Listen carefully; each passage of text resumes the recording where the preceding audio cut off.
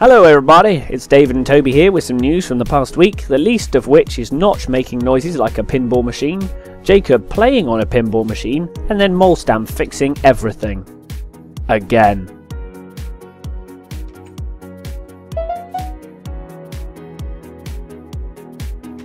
First this week, can we say a massive thank you to each and every one of you folks that have subscribed to the channel. Subscribers on MC Spotlights reached 50,000 strong recently, and the collective is growing. You guys are amazing.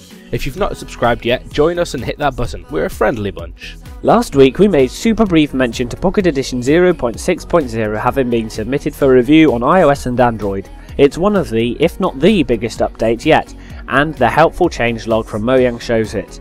Baby animals, armour, more blocks and so much more, it's shaping up to be a seriously full version. Android users beware however, as you'll need version 2.3 or later in order to play from this latest version of Minecraft onwards. The link to the massive changelog is below.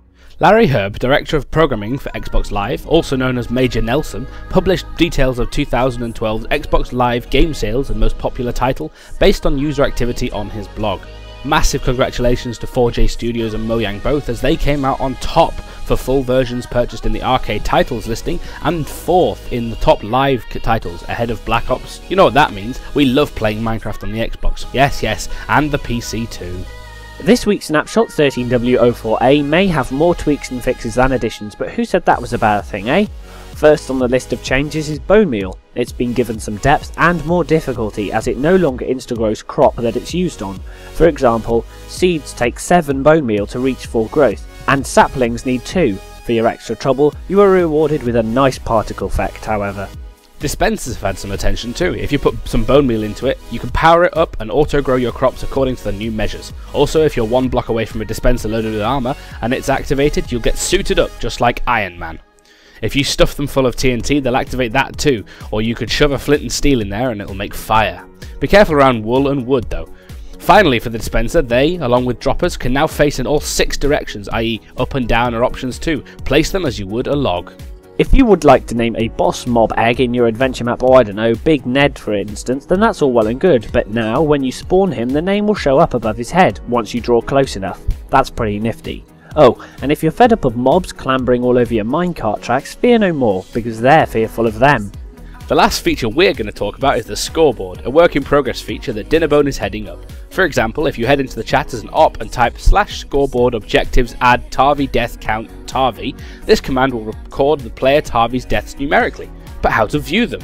Well, for David to see his name, I type /scoreboard objectives set display sidebar Tarvi. All you need to do is substitute your player name instead of Tarvi and you'll see your total deaths as they stack up.